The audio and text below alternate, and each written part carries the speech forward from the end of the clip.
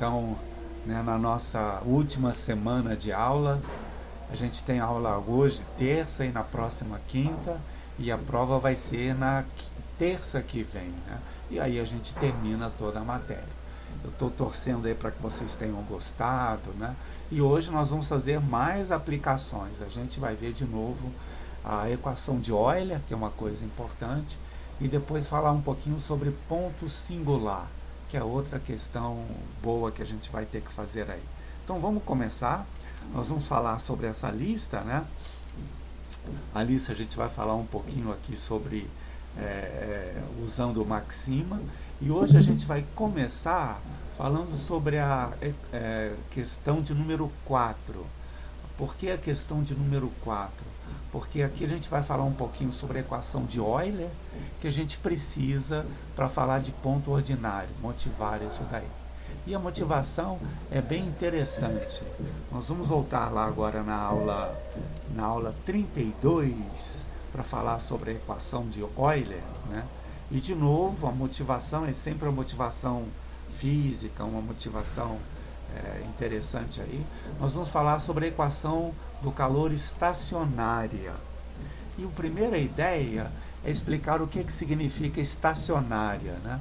Estacionária quer dizer que é uma coisa que não muda, essa é que é a ideia. Então, por exemplo, se você tem um reservatório em que o nível de água é constante, você diz que o nível é estacionário. Esse nível pode ser estacionário porque nem entra nem sai água, né?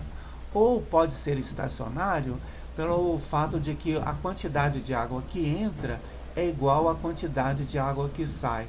Por exemplo, aqui nessa figurinha do lado, está bem ilustrado, né? O nível de água aqui permanece o mesmo em cada um desses recipientes, né? Mas permanece o mesmo porque o que entra de água é igual ao que sai. E aí fica assim. Então, estacionário não significa dizer que não tem fluxo de água, mas significa dizer essa ideia, né, de que o que entra é igual ao que sai. Mesma coisa vale para temperatura. Quando você fala em temperatura estacionária, você também tem esses dois significados, né?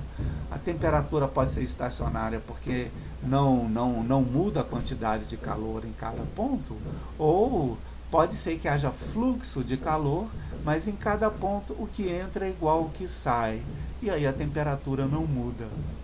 Então a gente vai usar essa ideia de temperatura estacionária para estudar a temperatura de um disco como esse daqui. Um disco como esse daqui, a gente vai supor que tem raio 1 só para simplificar as coisas um pouquinho, né? E a gente quer saber então como é que a gente vai supor que a temperatura desse disco seja estacionária e saber que tipo de solução é essa. Uma primeira solução é se a temperatura for, né, se a temperatura for constante em todo o disco. Então ela é estacionária e aí não tem muito o que fazer. Mas pode acontecer, por exemplo, de ser quente aqui em cima, ser frio aqui embaixo, tem fluxo de calor através da chapa e, apesar disso, em cada ponto da chapa a temperatura não muda. E é isso que a gente vai tentar explicar agora, como é que essas coisas são, tá bom? Então, como é que funciona isso daqui? A ideia é o seguinte, está aqui o disco, né, que a gente está usando.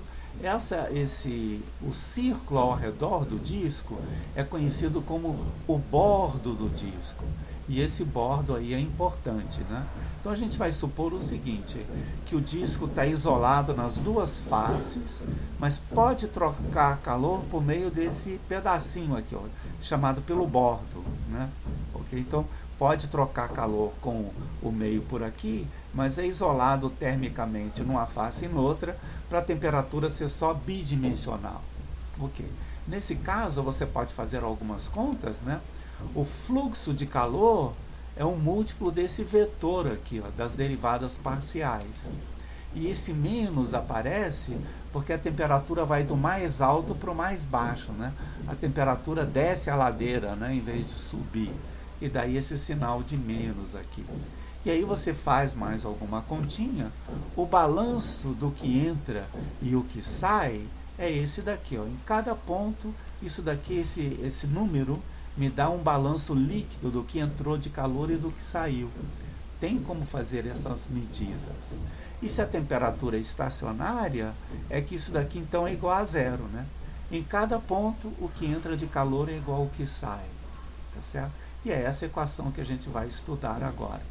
É uma equação em derivadas parciais, em princípio bastante complicada, né? Mas a gente vai usar aquela ideia de separação de variáveis, né? A gente vai tentar a solução disso daqui estudando separadamente o x e o y. Então essa é que é a ideia.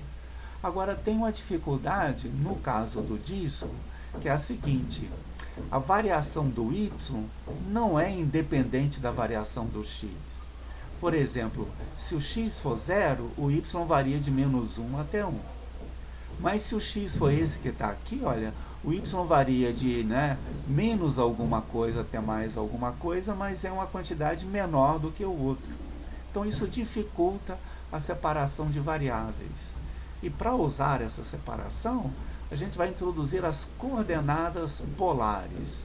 Vocês já devem ter ouvido falar disso aqui, com certeza, né? Tem aqui a interpretação geométrica do que significa, né? O x pode ser escrito assim, né? É r cosseno θ, onde r é o raio e θ é esse ângulo. E é cosseno porque é o cateto adjacente do ângulo, né? De fato, o cosseno desse ângulo é cateto adjacente, x sobre hipotenusa r. Então, o x é r cosseno θ.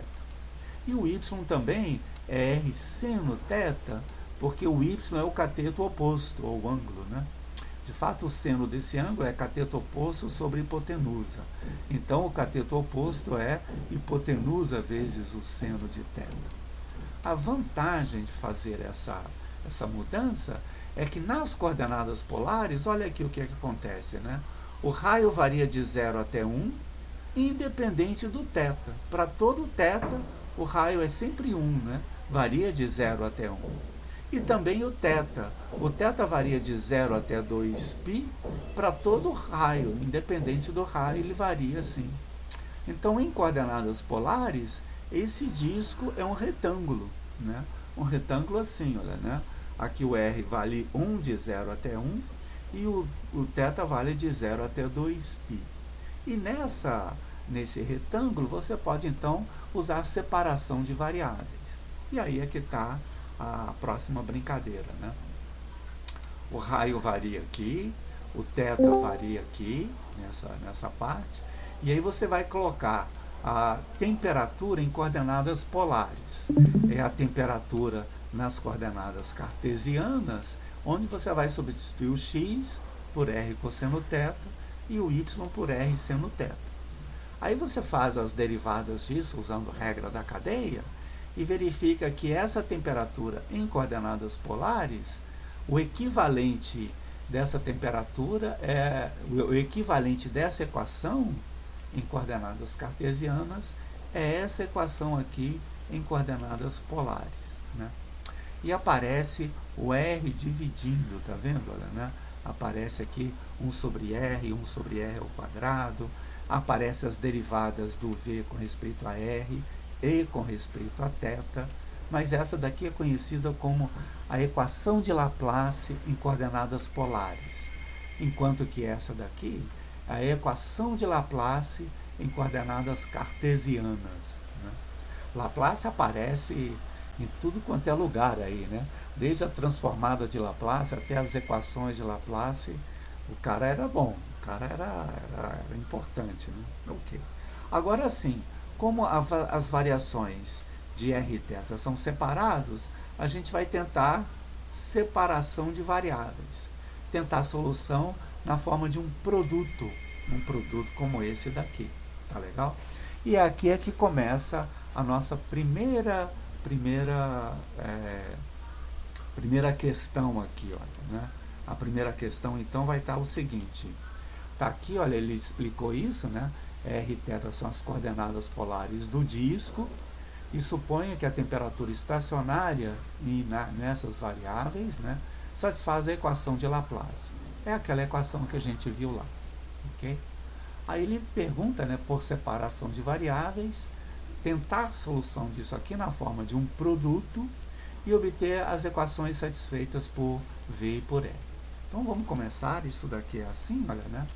A gente zera a memória do programa e a gente vai definir então o V de Rθ como sendo esse produto, né? Ok.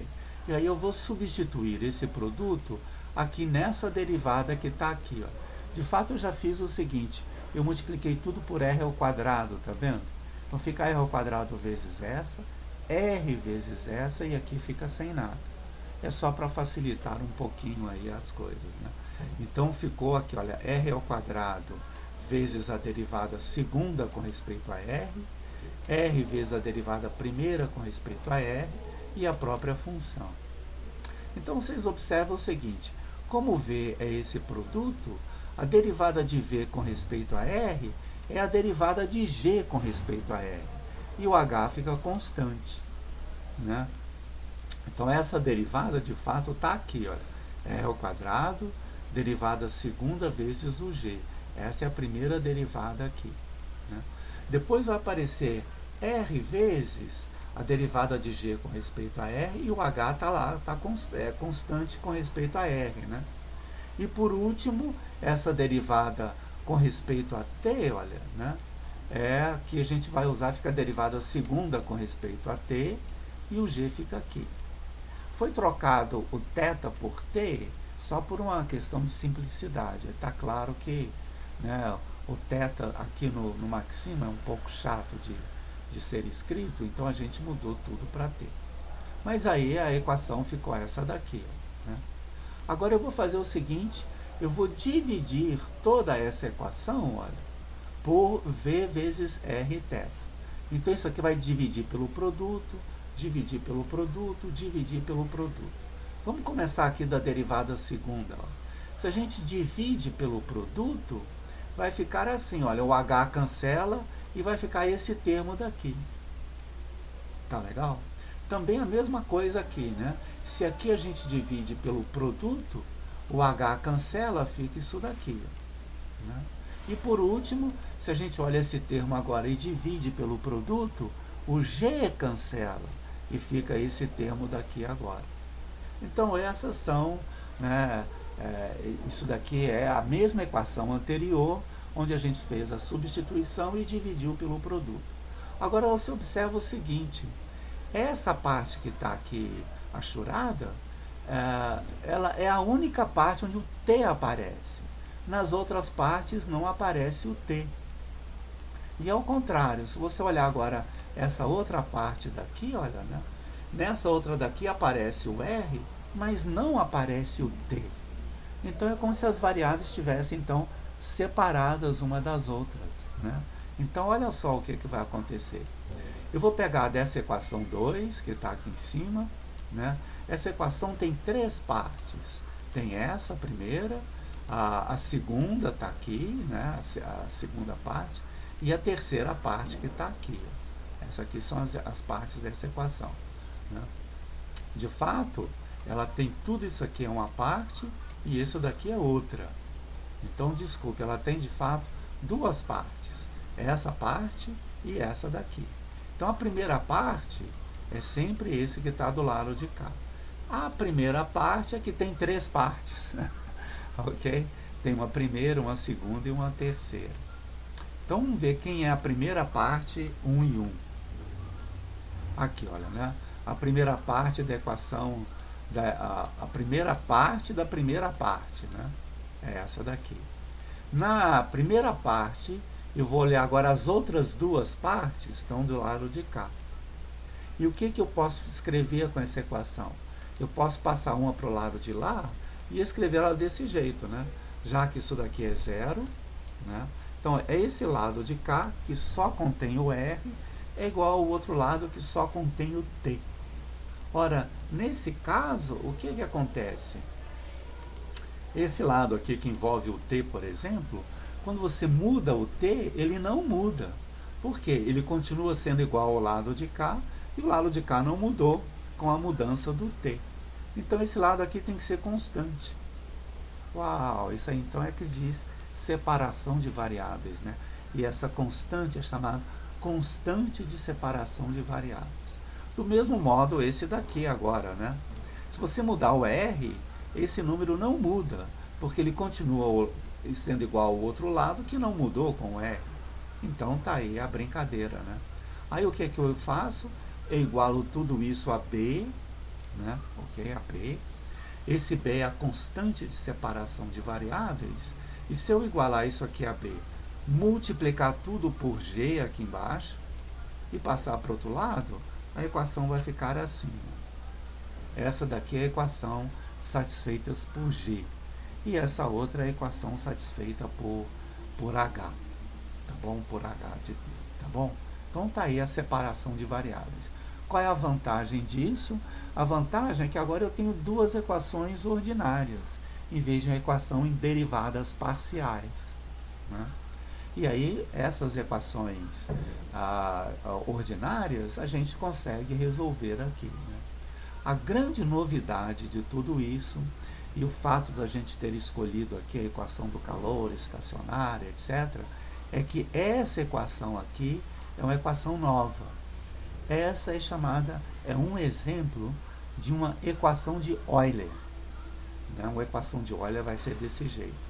Aqui aparece R ao quadrado multiplicando a derivada segunda, R multiplicando a derivada primeira e R elevado a zero multiplicando a derivada de ordem zero, né? Ok? Essa equação é super importante, é o que a gente vai estudar. O foco daqui para frente é essa equação. E ela tem uma novidade em relação às anteriores, é que o coeficiente da derivada segunda se anula no ponto R igual a zero. A gente vai ver que por causa disso, essa equação é bem especial.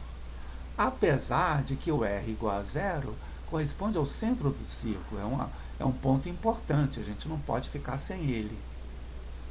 Mas ele anula no centro do círculo, e quando esse fator se anula, a equação fica desorientada, né? Porque ela perde a derivada segunda, né? E aí as outras derivadas ficam indecisas, né?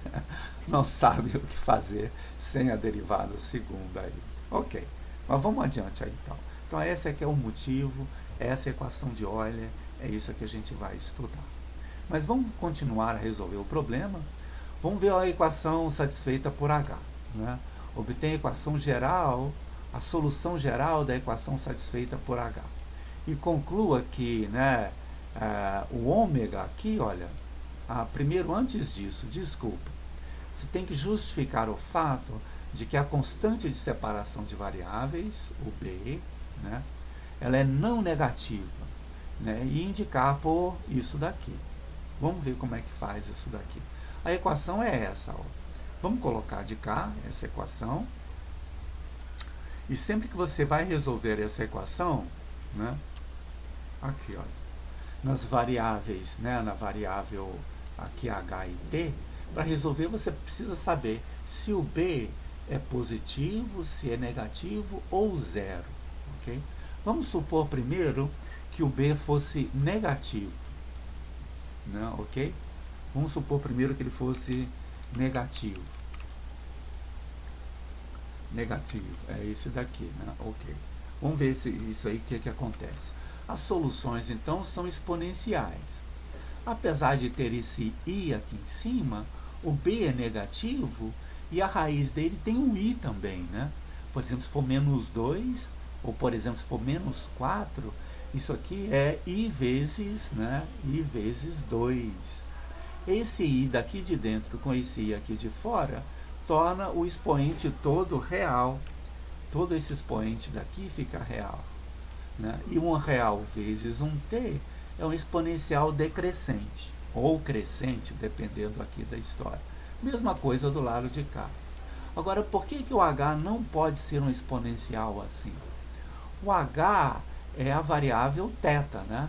Nós estamos tentando solução de v assim, olha, né? Dessa forma. O h é uma função do θ. E como esse θ varia de 0 até 2π, o h tem que ser periódica, né? Ele não pode ser um exponencial decrescente, porque se você anda daqui nesse negócio, Você não chega aqui com um número menor do que você começou. Tem que ser o mesmo número. Então o H não pode ser, o B não pode ser negativo, porque aí o H seriam exponenciais e não pode ser exponenciais. Então vamos supor agora que ela seja zero, que essa constante de separação seja zero. Se for zero, a solução, é claro, é uma reta, né? A derivada segunda é zero, então a equação é zero. E pode ser desde que esse K aqui seja zero.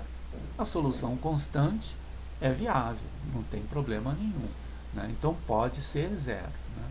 E aí vamos ver agora se ela pode ser positiva. Oi? Se ela pode ser positiva.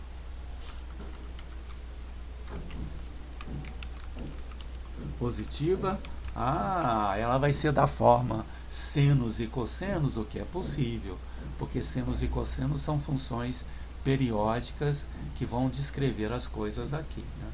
Então ele tem que ser não negativo, pode ser zero e positivo, não pode ser negativo, né? Porque é essa constante.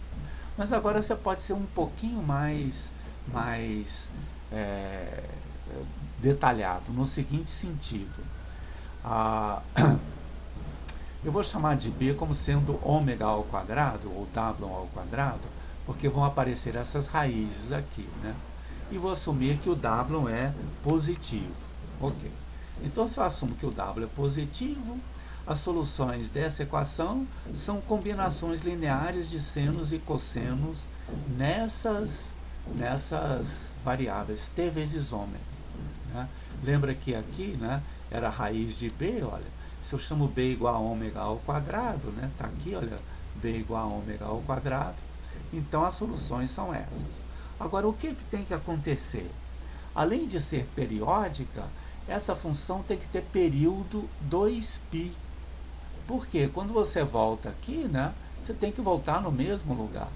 Se a solução tem um valor aqui de R e de θ, se eu somar 2π no θ, tem que continuar sendo a mesma coisa, porque é o mesmo ponto. Então ela tem que ser 2π periódica. Ok. Essas soluções aqui, olha, tem período 2π, 2π sobre ômega. Esses são os períodos aqui, ó. E esse 2π sobre ômega, né, um múltiplo dele deve ser 2π periódica, né? Então, por exemplo, só para a gente ilustrar, vamos considerar o seno de 2t com variação de 0 até π. O seno de 2t tem período 2π sobre 2, tem período 2π. Qual é o gráfico dessa função? O gráfico dessa função é isso daqui, ó. O período é π. Mas se eu multiplicar esse período por 2 vezes 2, continua sendo agora 2π periódica, ó. Ele dá uma volta, depois dá outra. Então era π, mas ela vai ser 2π periódica. Então esse valor aqui funciona, né? Outro valor que funciona, por exemplo, se for 3. O período dessa função é 2π sobre 3. O período dessa função é 2π sobre 3. Tá aí, olha, até o 2π sobre 3 ela faz isso. Mas se eu multiplicar isso por 3, ela continua sendo 2π periódica, ó. Um período está aqui, outro período está aqui, outro período está aqui, né? Então essa função é admissível. Então o que tem que acontecer? O período original multiplicado por um número inteiro tem que ser 2π periódica, né? Quer dizer, multiplicado por alguma coisa tem que ser 2π periódico. E aí quem que tem que ser essa alguma coisa, né? Essa alguma coisa só pode ser esse número inteiro que está aqui. Então, isso justifica, né, a solução geral do H e conclui que, de fato, esse aqui tem que ser um número inteiro. Ó. 0, 1, 2, 3, etc. Né? Para quê? Para que ela seja periódica nessa solução aqui. Tá bom. Agora sim, vamos voltar lá para a equação de Euler, que é a equação principal que a gente está querendo estudar. Essa aqui a gente já conhecia. Nesse contexto, ela tem que ser 2π periódica, etc., mas aqui não tem novidade. Oi, pois não. Surgiram duas dúvidas aqui para mim. Pois não, Arthur. A primeira é na letra B, Ah, quando o coeficiente é negativo, não é coeficiente, né? É constante. sim, sim. Você quer voltar naquela questão? Vamos voltar lá Sim. então e ver o que acontece aqui com o item B, né? Justificar porque que não pode ser negativo. A ideia está aqui, ó. Eu vou resolver a equação e ele, para dar a solução, ele pergunta se esse coeficiente é positivo, negativo, etc. Por que que precisa disso, né? Porque, por exemplo, se for o B for menos 1, aqui eu estou dizendo que a derivada segunda é igual a ela. A derivada segunda ser igual a ela, já, né, se o B for menos 1, por exemplo, né, a, for igual a ela própria, não pode ser senos e cossenos, tem que ser exponencial. É isso que a gente vai ver aqui. Ó. Vamos ver se ela for negativa. A hora que aparecer a sua dúvida, você me fala. Tá. Ok. Bom, se for negativa, ops. Escreveu com E. Escreveu negativo. Peraí. Vamos começar aqui. Opa, peraí. Aí eu tenho que voltar aqui um pouquinho. Eu tenho que zerar todas as coisas, porque o H já estava... Peraí, só um minutinho. Agora sim, vamos fazer aqui. Ele pergunta se é isso daqui. Vamos ver se ela pode ser negativa.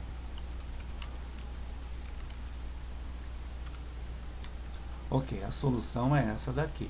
Até aí tá bom, né? Porque, tá vendo? Se for negativo aqui, olha, né? As coisas vão ser, as derivadas segundas vão ser iguais a elas próprias, né? A minha dúvida aí é porque para quando B é nulo, você justificou que é possível desde que as duas constantes fossem iguais a zero. Mas a questão é que quando B é negativo, a justificativa é a mesma. As duas constantes podem ser zero. Não, não são as duas, não. No caso em que ele é zero, uma das constantes pode ser zero. A outra pode ser qualquer. Você quer ver? Vamos ver aqui. Bom, ela não pode ser negativa, né? Por quê? Porque aí você tem, se as duas constantes forem nulas, aí o H é zero, mas o H zero não interessa, né? É claro, o B pode ser negativo desde que o H seja zero, mas o H igual a zero não é a solução interessante. Agora vamos supor que ela seja zero. Se ela for zero, então você vai colocar aqui, né? Ops, zero. Aí o que pode acontecer? Para ser periódica, essa aqui tem que ser zero, mas a outra não. A outra é uma função constante, é não nula, né? Mas pode ser constante. A função constante é periódica. Então essa pode. Oba, então isso daqui é que é verdade. Né? Ficou bom? Ficou, Não entendi. ficou. Agora, a outra, as duas tinham que ser zero. Nessa, só essa aqui tem que ser zero. Ok. Aí a gente justificou que além de ser periódica, tem que ser 2π periódica. E para isso aqui ser 2π periódico, a gente viu, né, n vezes 2π sobre W tem que ser 2π periódico, o W tem que ser igual a n. Até aí, tá bom, então? Sim, entendi. Podemos continuar, então. E aí a gente vai agora ver a equação de Euler, a grande novidade dessa parte daqui. Ok, a brincadeira agora é a seguinte. Você tem uma simetria entre os coeficientes, né? Olha só. Deixa eu fazer o seguinte. Eu tenho aqui uma simetria que é a seguinte. Vamos olhar aqui o r ao quadrado multiplica a derivada segunda. O r multiplica a derivada primeira. E o r elevado a zero multiplica a derivada de ordem zero. Então, se eu considerar uma função desse jeito, r elevado a a, ok. A derivada dela é essa daqui, ó. Tá vendo? A derivada dela é essa. Mas se eu multiplicar essa derivada por r, o que acontece? Perdão. Se eu multiplicar essa derivada, a derivada primeira, né? Perdão, vamos fazer a derivada primeira aqui. Olha só, vamos tirar primeiro isso daqui, fazer um pouquinho diferente. Tá aqui, ó. Essa é a derivada primeira da função, tá bom? Aí eu pego essa derivada primeira e multiplico por R. Multiplico por R. O que acontece? Volta a ser ela própria, vezes A, mas volta a ser ela própria. Agora eu vou pegar a derivada segunda dessa função e multiplicar por R. Vamos pegar só a derivada segunda primeiro. Apareceu aqui, né, a menos 2, a derivada segunda. Então, se eu multiplicar por R ao quadrado, R ao quadrado, multiplicando, o que vai acontecer? Volta a ser ela própria. Então, nessa equação aqui, olha, R ao quadrado vezes essa função, mais R vezes essa função, mais o N ao quadrado vezes a própria função, eu vou colocar o R elevado a em evidência, né? Então, se eu fatorar isso daqui, olha, né? Facto, vai ficar o R elevado a em evidência. E vai ficar alguma coisa que depende do N, que era o anterior, e o A, né? Ok? Então, para essa função aqui ser solução da equação de Euler, o A tem que ser a raiz desse polinômio aqui, ó. Esse, né, polinômio é chamado a equação indicial da equação de Euler. Ficou claro isso daqui, gente? Quer dizer, por que eu estou tentando solução R elevado a um expoente? Ele disse aqui R elevado a alfa, né? Ok. Mas eu substituo o alfa por A por razões óbvias, né? Tá claro? Aí então o que vai acontecer? Eu vou substituir aqui e estou usando esse tipo de solução, porque esse tipo de solução tem essa vantagem, né? Se eu multiplico por R ao quadrado vezes a derivada segunda, é um múltiplo dela própria, né? Se eu multiplico R vezes a derivada primeira, é um múltiplo dela própria. Aí ela própria fica em evidência, fica aqui nessa parte, né? E o A tem que ser a raiz disso daqui. A gente usou um argumento muito semelhante lá em coeficientes constantes. A gente tentou a solução na forma de um exponencial e caiu lá na equação característica, né? Essa daqui é o análogo da equação característica, é dita então a equação indicial da equação de Euler. Então existe só duas possibilidades para essa função ser solução da equação de Euler. Ou o n é igual a A, né, e é uma solução, ou o n é menos A e é uma solução. Então vocês observam o seguinte, nesse caso eu tenho uma coisa bem curiosa. O R elevado a menos n, por exemplo, o R elevado a menos 1, é a solução da equação de Euler. O R elevado a menos 1 é a solução da equação de Euler. E o R menos 1 não está definido no R igual a zero. Uau! Então essa equação de Euler pode ter soluções que não estão definidas no R igual a zero. E essa é uma novidade grande em relação às anteriores, né? Sempre estavam lá definidas no ponto T0 igual a zero, etc., né? Então tem solução aqui que não é definida no zero. O R a menos 2 também é solução disso, né? E não é definida no R igual a zero. Então tem essa observação aí. Agora, entre todas essas, se eu quiser soluções que sejam bem comportadas na origem, né, então eu vou ter que escolher uma das duas. Ou A igual a N, ou A igual a menos N. O A igual a menos N dá origem a coisas que não são bem comportadas na origem. Então, os únicos possíveis são o A igual a M. Tá legal? Puxa, essa é que é a brincadeira daqui, né? Para ela ser limitada no intervalo 0, 1, né? O expoente aqui tem que ser um inteiro e um inteiro que é não negativo. Um inteiro múltiplo do zero. São essas aqui as soluções que vão estar lá, tá certo? Então essas aqui são as soluções possíveis. O G tem que ser desse jeito e o H desse jeito daqui, ó. O H a gente tinha visto, né? O H é dessa forma. Eu vou mudar o K1 e o K2 para coisas que dependem do N aqui dentro, né?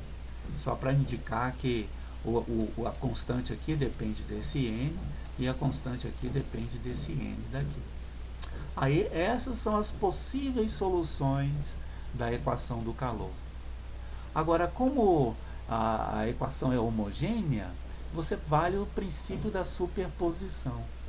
E com o princípio da superposição, você tem aqui que esse daqui, olha, somando todas essas soluções elementares, é conhecida como a solução geral da equação do calor. São, né, um R que está aqui, isso aqui é uma potência, isso aqui são senos e cossenos. Você disse que isso aqui é uma série trigonométrica. Então essas são as soluções gerais da equação do calor. Essa solução está bem explicada aqui, olha, na aula, aquela aula 32, né? Todas essas contas estão colocadas de cá. Aí a gente fala em geral o que é a equação de Euler. A equação de Euler era essa daqui. Tenta a solução sempre desse jeito, olha, né? A notação mudou um pouquinho, o que era A lá passou a ser S aqui, né? Mas é a mesma coisa, né? Por que você vai tentar a solução desse jeito? Porque t vezes y' volta a ser um múltiplo dela própria. T ao quadrado vezes y duas linhas volta a ser um múltiplo dela própria. E aí, quando você substitui na equação de Euler, você chega nisso daqui, que é então a equação indicial, né? Se você tentar a solução desse jeito, o S tem que ser raiz desse polinômio aqui, né? E esse polinômio é dito a equação indicial lá daquele negócio. Essa é uma ótima notícia, porque essa equação, em princípio, tem duas soluções, tem duas raízes e, portanto, duas soluções. Se essas duas soluções forem linearmente independentes, está resolvido o problema. A solução geral vai ser uma combinação linear dessas duas e está resolvido. Mas pode acontecer de isso aqui não ter duas raízes distintas. E também pode acontecer dessa raiz aqui ser complexa. E aí você tem que estudar esses casos exatamente como anteriormente a gente tinha estudado lá a equação característica, tinha essas mesmas condições. Aí você vai justificar, fazer essas contas todas, etc., né? O caso geral da equação de Euler é esse daqui, ó. Aqui está a equação de Euler, aqui está a equação indicial. Se as raízes forem reais e distintas, você tem essas duas soluções e está tudo bem. Se elas são iguais, você tem que usar aquele método de redução de ordem, muito parecido com o que a gente fez antes, né? E antes a gente tinha encontrado o seguinte: usando redução de ordem, a segunda solução era t vezes a primeira. Agora não, agora a segunda solução é ln de t vezes a primeira. Isso aqui então vai ser diferente. Ok.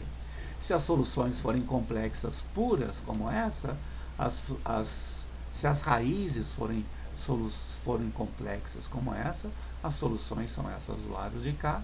E se não for pura, for um número complexo com a parte real, a solução é assim. Uma solução bem complicada, né? Aparentemente diferente, mas funciona. Então você tem esses três casos aí desse negócio. E aí você pode voltar agora à equação do calor estacionária e fazer aquela brincadeira toda, ó. Aquilo que a gente fez lá está aqui, voltou a ser, né, a solução geral, é uma superposição dessas soluções elementares. E você pode fazer uma pergunta ainda curiosa. Tá bom, essa daqui é a solução geral da equação de onda. E tem muitos coeficientes indeterminados aqui. Como é que você determina esses coeficientes num caso concreto? Aí tem um negócio bem legal, que é o seguinte: voltando aqui no disco, né, se você olhar o que acontece no bordo desse disco, o R igual a 1. Então, se você olhar o que acontece no bordo, você vai ter esse negócio daqui, ó, o V no ponto R igual a 1. No ponto R igual a 1, esse coeficiente aqui todos ficam 1, e você tem essa expressão.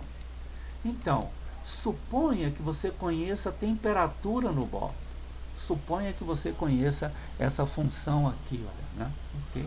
Aí tem um teorema de Fourier que diz o seguinte: se você conhecer essa função, você determina todos esses coeficientes. Muito parecido com a série de Taylor, né? Se você tem a função, você determina os coeficientes da série de Taylor, como aquelas derivadas, etc. Agora não, você tem senos e cossenos, mas essa aqui é conhecida como a série de Fourier da função. Conhecendo essa função, você vai conhecer todos esses coeficientes aqui. E aqui tem um assunto que dá para mais 2 cursos de equações diferenciais ordinárias, que são essas séries de Fourier que aparecem aí. Vamos ver um caso concreto, só para ter uma ideia do que está acontecendo. Vamos supor que a temperatura no bordo seja essa função. Ela é bem especial porque para essa função é fácil calcular a série de Fourier dela. Ela vai ser assim, ó, em coordenadas polares, ela vai ser isso daqui. E se você usar relações trigonométricas, etc., ela vai ficar desse jeito aqui, ó. Isso significa que o coeficiente A2, é 2. E que o coeficiente B3, olha aqui o 3, né? E aqui o B. O B3 é menos 1. Olhando aqui, o B3 é menos 1. Aí você pega essas coisas e coloca aqui, olha, a temperatura estacionária do disco com essa temperatura no bordo, vai ser essa solução aqui. E aqui tem um gráfico dessa solução bem interessante, né? Em vermelho você tem a temperatura do bordo, né? E em azul o gráfico dessa função, que é a temperatura estacionária. Ela não muda com o tempo, mas ela tem essa mudança toda de lugar aí, tá bom? Poxa, então eu acho que ficou bom, a gente foi bem detalhado aí, né? E conseguimos resolver toda essa equação daqui. Perguntas, dúvidas, vocês querem fazer alguma outra? Vocês já foi chato e foi pelo seguinte: o Moodle ficou fora do ar durante o domingo inteiro, né? E a Sofia fez uma pergunta: pô, professor, já que ficou fora do ar, como é que a gente iria entregar as tarefas, né? Aí eu respondi a ela: não, a gente adiou para até ontem de noite, porque ficou fora do ar. E só ontem de noite é que foi possível atualizar o site. Então essa aula só entrou no ar ontem à noite. Não, acho que não deu tempo de vocês verem aí o que está acontecendo, né? Mas a gente ainda tem a chance de fazer isso na quinta-feira. A gente vai voltar a essa lista também. Mas se vocês tiverem alguma pergunta, dá tempo da gente responder agora. Tudo bem? Bom, vamos ver a próxima questão, então, qual que vai ser.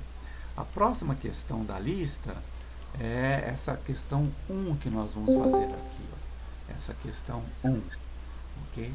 E a gente vai ver o seguinte: por que a gente precisou da equação de Euler para esse negócio daqui?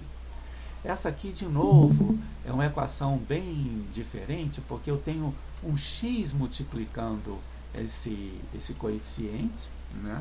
E eu quero saber como é que essa equação funciona perto do x igual a 0.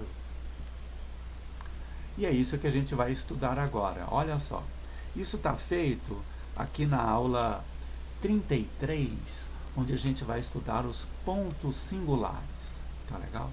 Os pontos singulares são o seguinte: até antes de Euler, até antes dessa aula, nós tínhamos estudado equação desse tipo, em que, né, com a condição inicial aqui embaixo, né, e esse ponto daqui não se anulava, em geral ele era constante.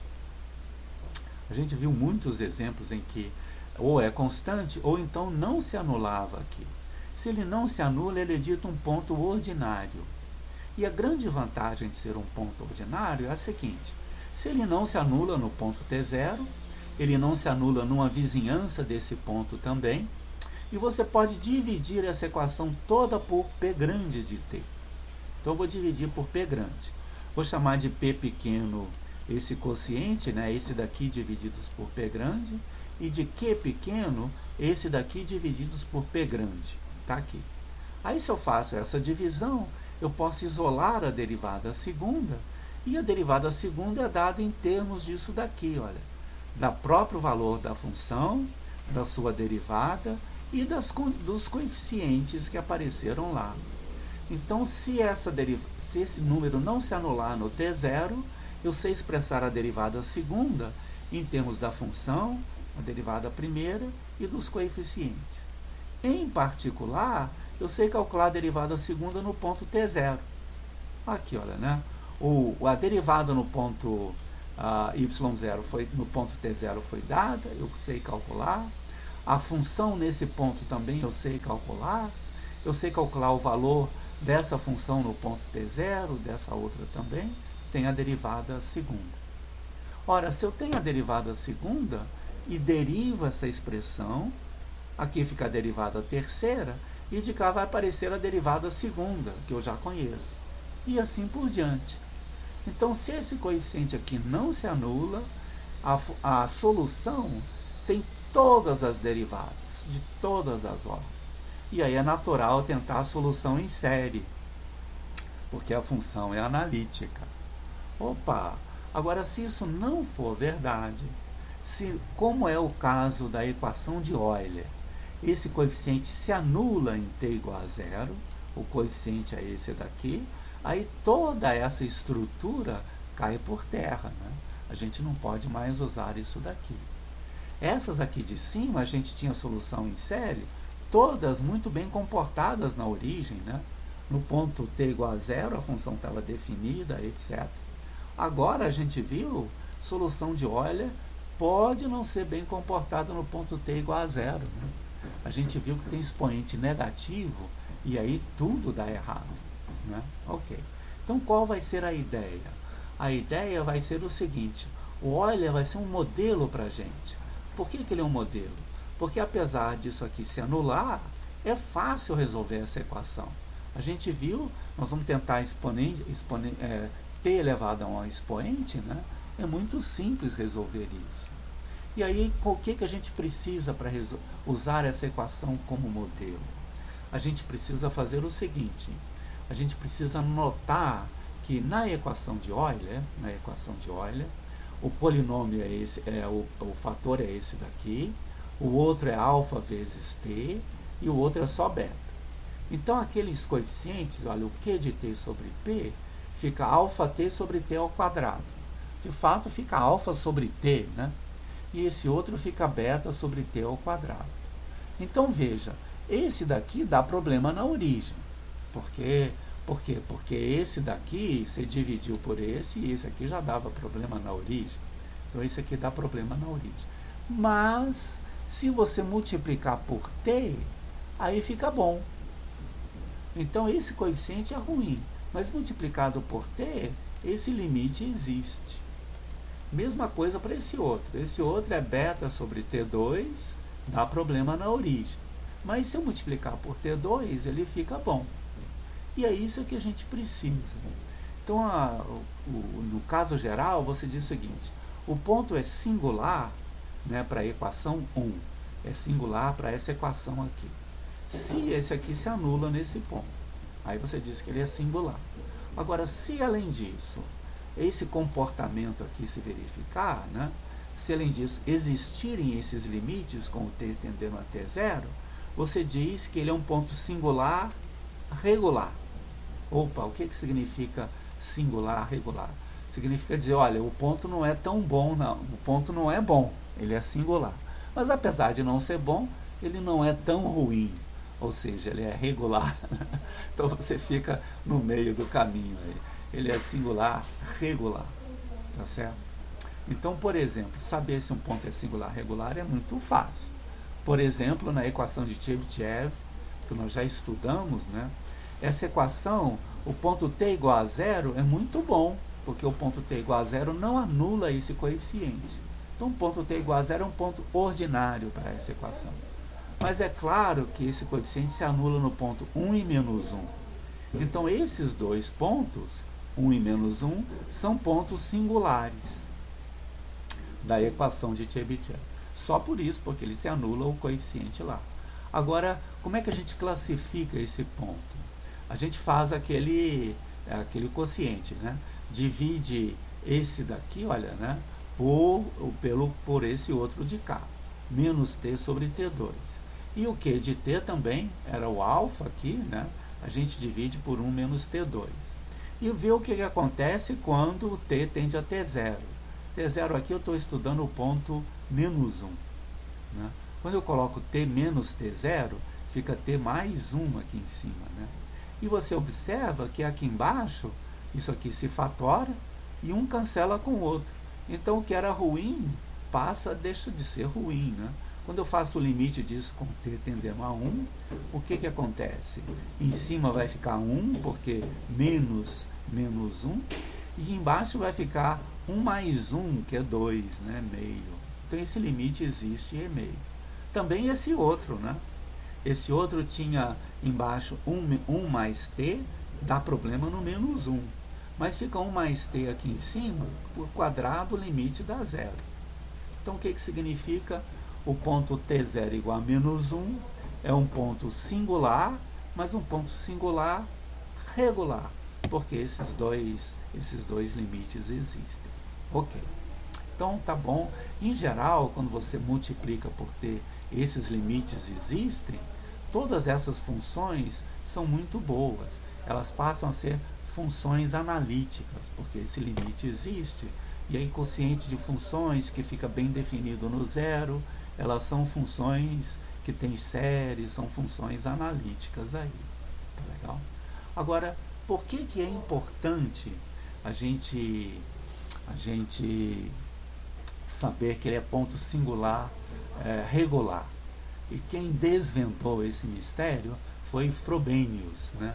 Frobenius foi um matemático aí super famoso que viveu até o século passado, até 1917. Isso já é uma novidade, porque tudo que a gente fez até agora é mais antigo um pouco, né? Mas agora está começando a chegar próximo do nosso, né? Olha a grande sacada do Frobenius. Ok. Eu vou pegar aquela equação que está aqui, vou pegar essa equação e dividir por P grande. Tá bom? Então vai ficar essa daqui, ó. Vai ficar essa daqui, né? Divididos por P grande. Mas agora eu vou forçar a comparação com Euler. Então, além de dividir por P grande, eu vou multiplicar tudo por T ao quadrado, para esse fator aqui ficar T ao quadrado. E qual é a vantagem de ficar T ao quadrado? Que aí o Euler é legal, o Euler é uma coisa boa de ser feito. Então, olha só o que aconteceu. Vai ficar assim, né? Olha lá, eu dividi por P grande e multipliquei por T ao quadrado. Aí eu faço assim, olha o truque. Esse T ao quadrado, eu deixo um T aqui dentro e deixo o outro do lado de fora. E esse daqui eu coloco o T ao quadrado tudo dentro desse daqui. Por que eu faço isso? Porque os coeficientes agora passam a ser os coeficientes de Euler. Uau, T ao quadrado, T e 1. Aqui tem o coeficiente 1, né? Okay? E qual é a vantagem? Esse limite aqui existe. E esse também existe. Então, olha só. Essa equação, que é a equação inicial, que estava lá em cima, ela é uma perturbação dessa equação aqui. Ó. Aqui ficou o P0 e aqui ficou o Q0. São esses limites que a gente tinha feito aqui, né? O limite no ponto ordinário. Então, supondo isso, olha só, aquela equação, que é uma equação esquisita, etc., né? É uma perturbação dessa daqui. E a equação indicial dessa é essa aqui, ó. Uau! Então, olha o que o Euler fez, o que o Frobenius fez. Ele disse, pois muito bem, a minha equação original é uma perturbação dessa daqui de Euler. O que significa que, por que é uma perturbação? É coeficiente de Euler vezes função analítica, vezes funções boas. Então, eu vou tentar solução de Euler vezes função analítica. puxa, que sacada legal essa dele daqui. Parece até uma ingenuidade, né? Ué, só porque era coeficiente de Euler vezes função analítica, você vai tentar a solução de Euler vezes função analítica? Sim, vai, é só por isso. E o grande segredo é que funciona assim, tá certo? Funciona assim. Então, olha só, esse próximo exemplo que está aqui na aula é exatamente o exercício lá da aula, da primeira questão da lista de exercícios. O x foi trocado por t, mas eu acho isso não muda coisa nenhuma, né? Não muda não. Então é esse exemplo que está aqui. Vamos fazer uma consequência breve desse exemplo para a gente ver o que está acontecendo. Esse exemplo diz o seguinte, olha só, verifique que t igual a zero é um ponto singular regular para essa equação. Então a gente já está na lista, mas vamos por aqui, porque isso aqui é bastante teórico, né? Então está lá o coeficiente, os coeficientes da equação são esses aqui, né? Ok? E o p de zero é zero. Então o zero é ponto singular, é singular, porque o t0 é zero. Agora vamos ver se além de ser singular, ele é regular ou não. Então o p ficou isso daqui, veja que está divididos por t lá embaixo, né? Aqui, olha, divididos por t lá embaixo. Mas se eu multiplico essa por t, o t some e o limite existe. Uau, então apesar dessa aqui ser ruim, multiplicada por essa dá certo. Mesma coisa aqui, né? Eu multipliquei por t ao quadrado, ficou um t lá em cima, né? E esse limite aqui deu zero. Então, o fato desses limites existirem, né, significa que o ponto é singular regular. Tá legal? E aí o que acontece? Essa equação aqui é uma perturbação dessa daqui. E uma perturbação boa, né? Vale para t pequeno, mas é uma perturbação. E para essa daqui eu sei tudo. Uau! Então, em princípio, eu devo saber tudo sobre essa aqui também. E é essa que é a ideia. Então, a equação indicial dessa daqui é essa, ó, né? Aqui está o P0, aqui está o Q0. Você simplifica, tem raízes 0 e menos meio. Então, quais são as soluções dessa equação? São soluções t elevado a 0 e t elevado a menos meio. Isso é uma base de soluções, é um sistema fundamental de solução para essa equação daqui. E aí, como tem que ser a equação de Euler? A equação de Euler, a solução da equação original, dessa equação aqui. A solução dessa equação aqui vai ser desse jeito, ó. É solução de Euler vezes função analítica. Uau, olha só, né? Então, a gente vai voltar a essa questão da próxima vez, a gente já está no limite aí do horário, mas aí a ideia é, eu vou tentar a solução assim, solução de Euler vezes função analítica, vezes uma série. E aí, fazendo essas contas são longas, um pouquinho trabalhosas, a gente chega que as duas soluções são essas, ó. O t elevado a 0 vezes essa soma vai dar isso daqui, e o t elevado a menos meio vezes essa soma vai ser isso daqui. Essas serão as soluções daquele negócio de lá. Tá legal? E aí a gente vai poder responder várias coisas aqui. Por exemplo, qual é a equação indicial? É essa daqui, sim. Se as soluções permanecem limitadas com x tendendo a zero. Essa aqui é muito boa, mas essa aqui dá problema, né? Quando x tende a zero, isso aqui vai para mais infinito. Então aquilo não está bom, né? Aqui, olha, né? Elas não permanecem limitadas. E de fato, elas não são analíticas lá naquele ponto. Tá legal? Nós vamos voltar a essa questão para resolver a próxima situação. A gente vai voltar um pouquinho, mas a gente já está passando aí um pouquinho do limite. Vamos deixar isso para a aula de quinta-feira, né?